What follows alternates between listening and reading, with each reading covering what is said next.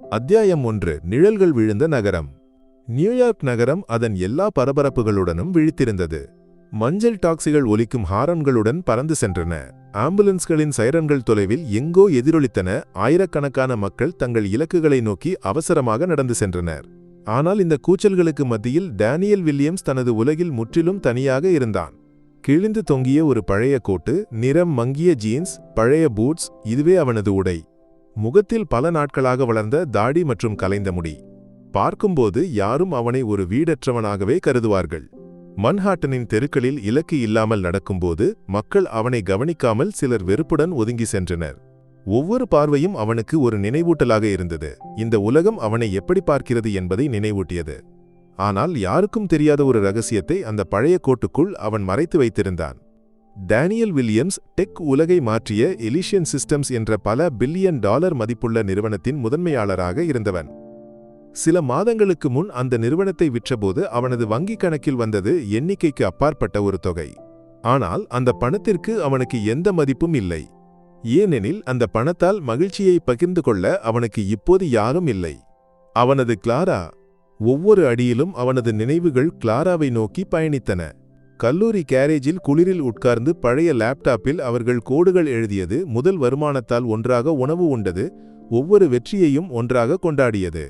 எல்லாம் நேற்று நடந்தது போல. கிளாராவே அவனது உலகம். பணமோ புகழோ இல்லை, அவளது புன்னகையே அவனது மிகப்பெரிய சொத்து. ஒவ்வொரு மனிதனுக்குள்ளும் ஒரு நன்மை இருக்கிறது டேனியல். நாம் அதை கண்டறிய முயற்சிக்க வேண்டும் என்று அவள் எப்போதும் சொல்வாள். புற்றுநோய் அவளை அரித்து தின்னத் தொடங்கிய போதும் அவளது கண்களில் இருந்த பிரகாசம் மங்கவில்லை. மரணப்படுக்கையில் அவள் கடைசியாக சொன்னதும் அதுவே. அவளது மரணத்திற்கு பிறகு டேனியல் ஒரு வெறுமையில் விழுந்தான். பில்லியன் கணக்கான டாலர்கள் வங்கிக் கணக்கில் இருந்தன, ஆனால் அவனது வாழ்க்கை காலியாக இருந்தது. கிளாரா நம்பிய அந்த நன்மை இந்த உலகில் உண்மையில் இருக்கிறதா? அல்லது பணத்தின் புகழின் முகமூடிகளுக்கு பின்னால் மனிதநேயம் உறைந்து போய்விட்டதா? இந்த கேள்விகளுக்கான பதிலை தேடி அவன் தெருவில் இறங்கினான். ஒரு பிச்சைக்காரனின் உடையில் மக்களின் உண்மையான முகத்தை பார்க்க. இன்று அவனது பயணத்திற்கு ஒரு இலக்கு இருந்தது. குளோபல் ட்ரஸ்ட் வங்கி.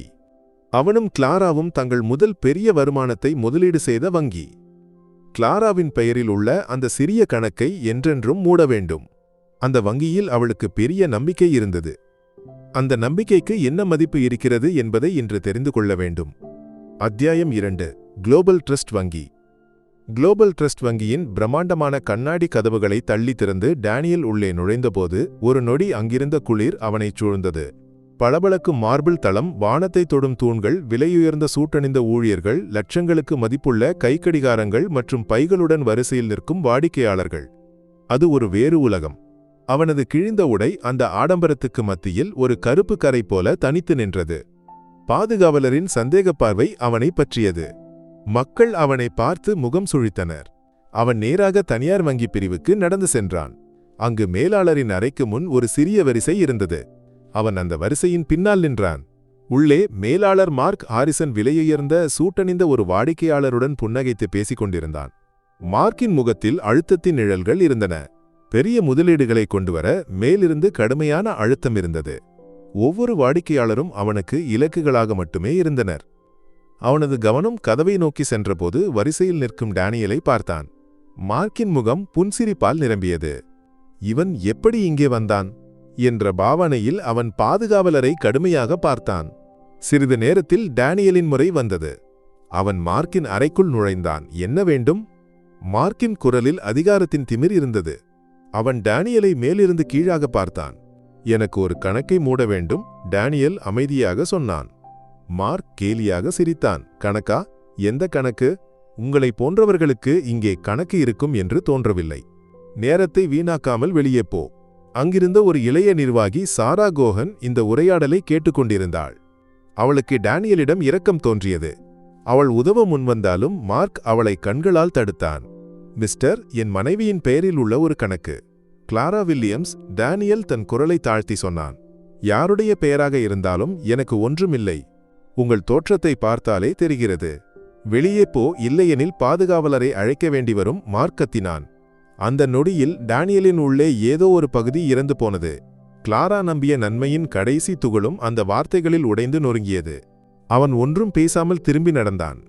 வெளியே செல்லும்போது சாராவின் இரக்கம் நிறைந்த பார்வையை அவன் பார்த்தான். அந்த வங்கியில் மனிதநேயத்தின் ஒரு திரி எஞ்சியிருந்தால் அது அந்த பெண்ணில் மட்டுமே இருந்தது. அத்தியாயம் 3. ஒரு தொலைபேசி அழைப்பு.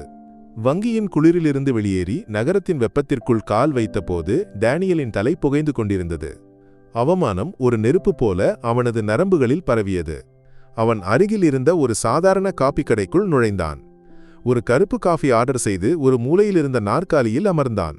அவன் தனது பழைய கோட்டின் உள்பகுதியில் இருந்த ரகசிய பையிலிருந்து சமீபத்திய மாடல் ஸ்மார்ட் போனை எடுத்தான். ஒரு நொடி அவன் கண்களை மூடினான். கிளாராவின் சிரிக்கும் முகம் அவனது மனதில் தோன்றியது. மன்னித்துவிடு கிளாரா, உனது உலகம் அவ்வளவு நல்லதல்ல. அவன் முதல் எண்ணை டயல் செய்தான். அது ஜெசிகாவிற்கு. வால் ஸ்ட்ரீட்டின் மிகவும் திறமையான செல்வ மேலாளர். டேனியலின் பில்லியன் கணக்கான டாலர்களை கையாண்டவள் அவளே. ஜெசிகா. டேனியல் பேசுகிறேன். ஹாய் டான், என்ன விஷயம்? ஜெசிகா, எனக்கு ஒரு வேலை செய்ய வேண்டும். குளோபல் ட்ரஸ்ட் வங்கியில் உள்ள எனது மற்றும் எனது எல்லா நிறுவனங்களின் நிதிகளையும் ஒவ்வொரு சென்ட்டையும் உடனே திரும்பப் பெறுவதற்கான நடவடிக்கைகளை தொடங்கு. மறுமுனையில் ஒரு நொடி மௌனம். டான், நீ நன்றாக இருக்கிறாயா? அது பில்லியன் கணக்கான டாலர்கள். இப்படி திடீரென திரும்பப் பெற்றால்? எனக்கு தெரியும். டேனியலின் குரல் கடுமையாக இருந்தது. நான் சொன்னதை செய், விரைவாக. சரி டான், செய்கிறேன். அவன் அழைப்பை துண்டித்து அடுத்த எண்ணை டயல் செய்தான். வால் ஸ்ட்ரீட் ஜேர்னலின் புலனாய்வு பத்திரிகையாளர் Rachel Evans. Rachel, Daniel Williams பேசுகிறேன். மிஸ்டர் வில்லியம்ஸ், என்ன ஒரு ஆச்சரியம். உங்களுக்கு எப்படி உதவ வேண்டும்? என்னிடம் ஒரு கதை இருக்கிறது. குளோபல் ட்ரஸ்ட் வங்கியின் வாடிக்கையாளர் சேவையை பற்றி. ஒரு சாதாரண மனிதனுக்கு அங்கே கிடைக்கும் மரியாதை பற்றி. அவனுக்கு நடந்த அனுபவத்தை பெயர் வெளியிடாமல் ஒரு நண்பருக்கு நடந்ததாக சொன்னான். ரேச்சல் ஒரு சிறந்த பத்திரிகையாளர். அவனது வார்த்தைகளுக்கு இடையிலிருந்த உறுதியை அவள் புரிந்து கொண்டாள். இது ஒரு தனி சம்பவமாக தோன்றவில்லை மிஸ்டர் வில்லியம்ஸ். நான் ஆராய்கிறேன். தொலைபேசியை வைத்த பிறகு டேனியல் நாற்காலியில் சாய்ந்து உட்கார்ந்தான். அவனது உள்ளே இருந்த டெக் உலகின் ஷார்க் விழித்திருந்தது. ஆட்டம் இப்போதுதான் தொடங்கியிருந்தது. அத்தியாயம் 4. புயலின் தொடக்கம். டேனியலின் தொலைபேசி அழைப்பு முடிந்த சில நிமிடங்களில் குளோபல் ட்ரஸ்ட் வங்கியின் 13வது மாடியில் உள்ள வர்த்தக தளத்தில் அபாயமணிகள் ஒலிக்கத் தொடங்கின. கணினி திரைகளில் சிவப்பு எண்கள் மின்னி மறைந்தன. பில்லியன் கணக்கான டாலர்கள் அவர்களின் அமைப்பிலிருந்து வெளியேறிக் கொண்டிருந்தன. இது என்ன? இங்கே என்ன நடக்கிறது? தலைமை இயக்க அதிகாரி கத்தினார். சார், வில்லியம்ஸ் கார்ப்பரேஷனின் எல்லா நிதிகளும் திரும்பப் பெறப்படுகின்றன. ஒரு ஆய்வாளர் கத்தி சொன்னான். அந்த செய்தி ஒரு நிலநடுக்கம் போல வங்கியின் உயர்மட்டத்திற்கு பரவியது. தலைமை நிர்வாக அதிகாரியின் அலுவலகத்தில் அவசர கூட்டம் கூட்டப்பட்டது. அதே நேரத்தில் ரேச்சல் இவான்ஸ் தனது விசாரணையை தொடங்கியிருந்தாள். டேனியல் வில்லியம்ஸ் போன்ற ஒருவர் ஒரு தனிப்பட்ட அவமானத்திற்காக இவ்வளவு பெரிய நடவடிக்கை எடுக்க மாட்டார் என்று அவளுக்கு உறுதியாக இருந்தது. அவள் வங்கியின் பழைய பரிவர்த்தனைகளைப் பற்றி விசாரிக்கத் தொடங்கினாள். செய்தி விரைவாக வால் ஸ்ட்ரீட்டில் பரவியது. டேனியல் வில்லியம்ஸ் குளோபல் ட்ரஸ்ட் வங்கியிலிருந்து முதலீட்டை திரும்பப் பெறுவதை அறிந்ததும் மற்ற முதலீட்டாளர்களும் பதறினர். வங்கியின் பங்குகள் மதிப்பு குறையத் தொடங்கியது. அது ஒரு நவீனகால வங்கி ஓட்டமாக இருந்தது. மக்கள் ஏடிஎம்களுக்கு முன் வரிசையில் நிற்கத் தொடங்கினர். வங்கிக்குள் மார்க் ஹாரிசன் தனது அறையில் அமர்ந்து வியர்த்துக் கொண்டிருந்தான். என்ன நடக்கிறது என்று அவனுக்கு ஒரு புரிதலும் இல்லை. அப்போது தலைமை நிர்வாக அதிகாரியின் அலுவலகத்திலிருந்து அவனுக்கு தொலைபேசி வந்தது. ஹாரிசன், இன்று காலை உங்கள் அருகில் ஏதாவது அசாதாரணமானவர் வந்திருந்தாரா? மார்க் ஒரு நொடி யோசித்தான். அந்த பிச்சைக்காரன்? ஆமாம் சார், ஒரு பைத்தியக்காரன் போல இருந்த ஒருவர். முட்டாளே, அது டேனியல் வில்லியம்ஸ். தொலைபேசியின் மறுமுனையில் தலைமை நிர்வாக அதிகாரி கத்தினார். நீங்கள் காரணமாக இந்த வங்கி இடிந்து விழப்போகிறது. மார்க்கின் உலகம் ஒரு நொடி நிலைத்து நின்றது. அவனது கையில் இருந்த பேனா கீழே விழுந்தது.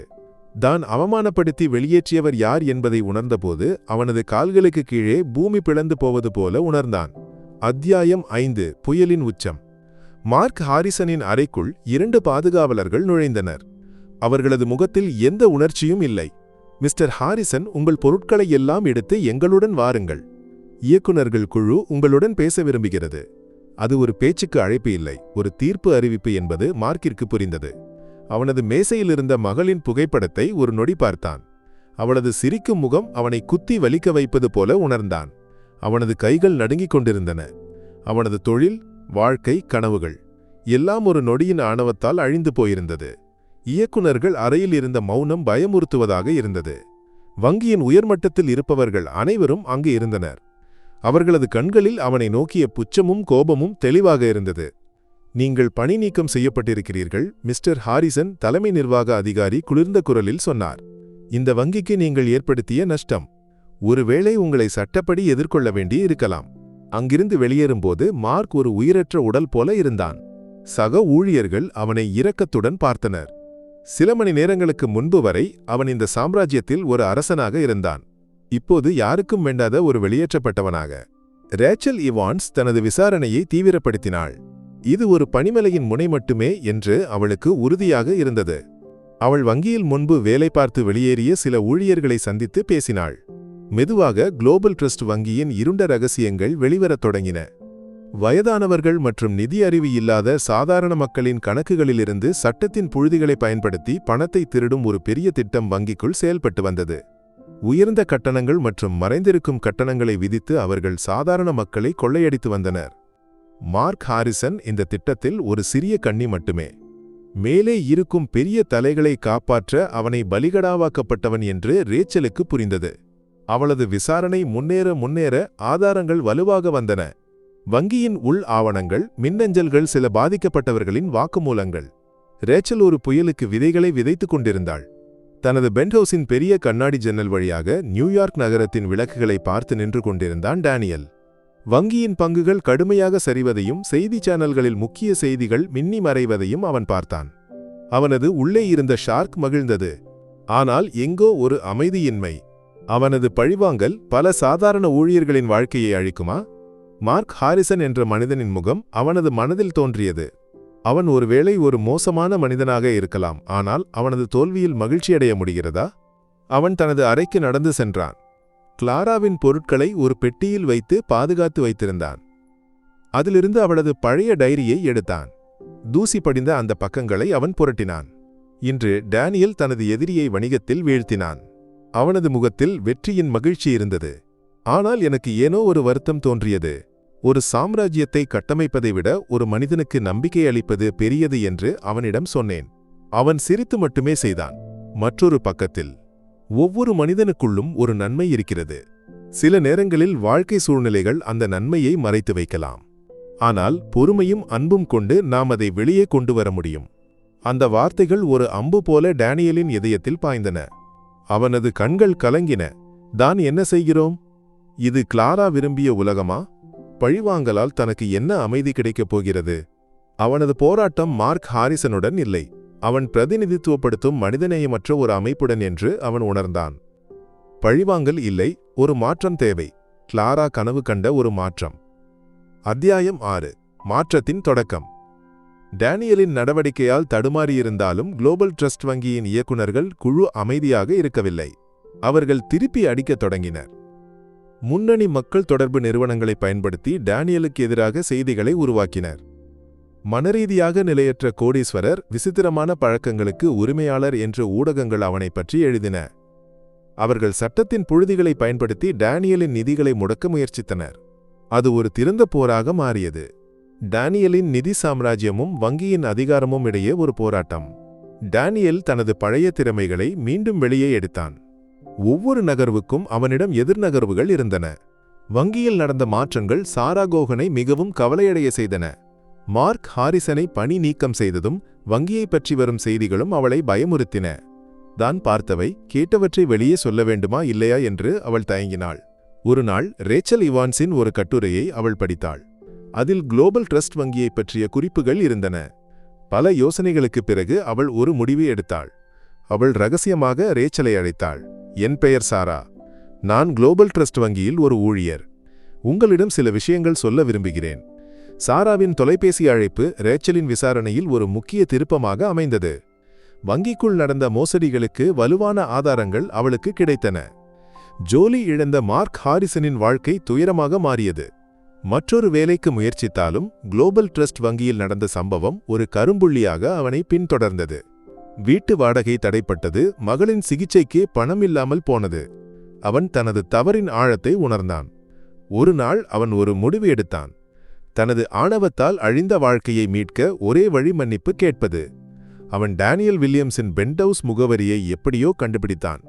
ஒரு கிழிந்த கோட்டும் பழைய காலணிகளும் அணிந்து அந்த பெரிய கட்டிடத்திற்கு முன் காத்து நின்றான். டேனியல் வெளியே வந்தபோது மார்க் அவனுக்கு முன் சென்றான். மிஸ்டர் வில்லியம்ஸ், அவனது குரல் நடுங்கியது. எனக்கு தெரியும், நான் செய்த தவறுக்கு மன்னிப்பு இல்லை, ஆனால் என்னை மன்னிக்க வேண்டும். மார்க்கின் கண்களில் இருந்த வருத்தத்தை டேனியல் உணர்ந்தான். அவனது உள்ளே இருந்த கோபம் உருகிப் போனது. கிளாராவின் வார்த்தைகள் அவனது காதுகளில் ஒலித்தன. அத்தியாயம் 7. உண்மையின் வெளிப்பாடு. குளோபல் ட்ரஸ்ட் வங்கியின் ஆண்டு பங்குதாரர்கள் கூட்டம். தலைமை நிர்வாக அதிகாரியும் இயக்குநர்கள் குழுவும் மேடையில் அமர்ந்து வங்கியின் சாதனைகளைப் பற்றி பேசிக் கொண்டிருந்தனர். எல்லா நெருக்கடிகளையும் கடந்துவிட்டோம் என்று அவர்கள் அறிவித்தனர். அப்போது யாரும் எதிர்பாராத வகையில் டேனியல் வில்லியம்ஸ் அந்த மண்டபத்திற்குள் நுழைந்தான். எல்லோரும் அதிர்ச்சியுடன் அவனை பார்த்தனர். அவன் நேராக மேடைக்கு சென்றான். நீங்கள் ஒரு விஷயத்தை மறந்துவிட்டீர்கள், அவன் மைக்கையில் எடுத்து சொன்னான். இந்த நெருக்கடிக்கு காரணமான அந்த பிச்சைக்காரனை. அவன் தனது கதையை சொன்னான், தனக்கு நேர்ந்த அவமானத்தை. பின்னர் ரேச்சல் இவான்ஸ் கண்டறிந்த ஆதாரங்களை பெரிய திரையில் காட்டினான். வங்கியின் மோசடிகள், பாதிக்கப்பட்டவர்களின் வாக்குமூலங்கள், உள் ஆவணங்கள் எல்லாம் உலகம் பார்த்தது. இயக்குநர்கள் குழு உறுப்பினர்களின் முகங்கள் வெளுத்துப் போயின. மண்டபத்தில் காவலர்கள் தோன்றினர். ஆட்டம் முடிந்துவிட்டது. அத்தியாயம் 8. புதிய தொடக்கம். மாதங்கள் கழித்து குளோபல் ட்ரஸ்ட் வங்கி என்ற பெயர் வரலாறாக மாறியது. மதிப்பு சரிந்த அந்த வங்கியின் பெரும்பாலான பங்குகளை டேனியல் வாங்கினான். அதற்கு புதிய பெயர் கொடுத்தான், கிளாரா ட்ரஸ்ட். லாபத்தை தாண்டி மனிதநேயத்திற்கு மதிப்பு கொடுக்கும் ஒரு புதிய வங்கி கலாச்சாரத்திற்கு அவன் தொடக்கம் வைத்தான். ஒவ்வொரு வாடிக்கையாளரையும் அவர்களின் உடையின் அடிப்படையில் அல்ல, ஆளுமையின் அடிப்படையில் மதிக்க வேண்டும் என்று கிளாரா ட்ரஸ்டின் புதிய முழக்கமாக இருந்தது. அவன் சாரா கோஹனை கண்டுபிடித்து வங்கியின் புதிய நெறிமுறைகள் துறையின் தலைவராக நியமித்தான். ஒரு நாள் டேனியல் மார்க் ஹாரிசனை தனது அலுவலகத்திற்கு அழைத்தான். உங்கள் மகளின் சிகிச்சை செலவுகள் இனி என் பொறுப்பு, டேனியல் சொன்னான். மேலும் கிளாரா ட்ரஸ்டில் உங்களுக்கு ஒரு வேலை இருக்கிறது. தவறுகளை திருத்த எல்லோருக்கும் ஒரு வாய்ப்பு கொடுக்க வேண்டும் என்று கிளாரா சொல்வாள். மார்க்கால் தனது கண்களை நம்ப முடியவில்லை.